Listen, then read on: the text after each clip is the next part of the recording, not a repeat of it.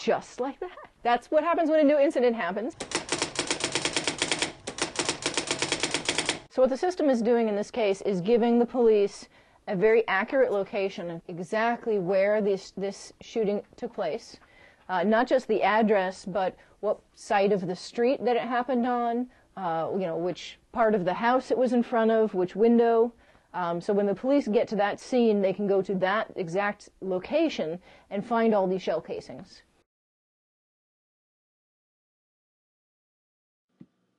This is East Palo Alto, once known as the murder capital of the United States in the early 1990s.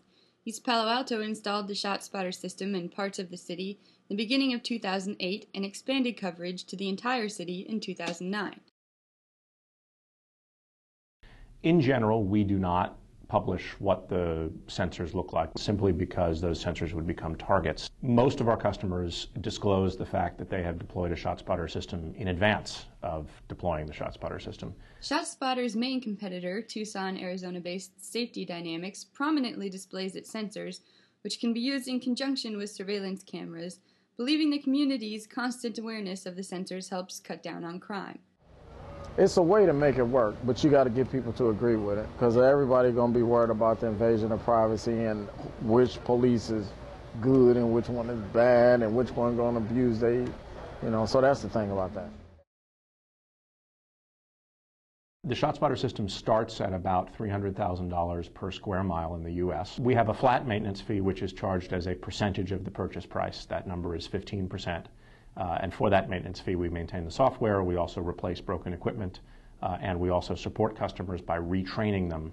But that kind of money for a small city like East Palo Alto could be spent on hiring more police officers. The dirty little secret is the cops know where the hotspots are. So what might be a more valuable use of or appropriate use of scarce resources is to put police where the problem is instead of putting technology where the problem is. Because gunshot detection and location systems are activated by loud, impulsive sounds, systems can send off false alarms sometimes several times a day. The city of Yonkers, New York installed a ShotSpotter system for the first time in late 2009. It's a very good fireworks detector. It just hasn't been that great with gunshots yet. So it's still kind of calibrating, I guess. Thus far, there have been a number of shootings that it's missed. There have been hundreds of calls where it said there was a shooting and there wasn't.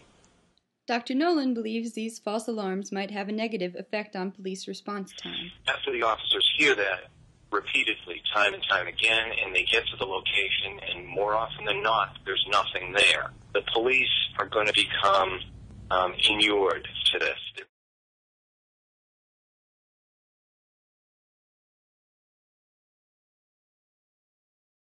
When you hear that there's gunshots going on around here, you get kind of worried a little bit, especially because, this is a city where there's a lot of crime rates, and to know that there's a system like this, it does make me feel safer because I work here every day, so.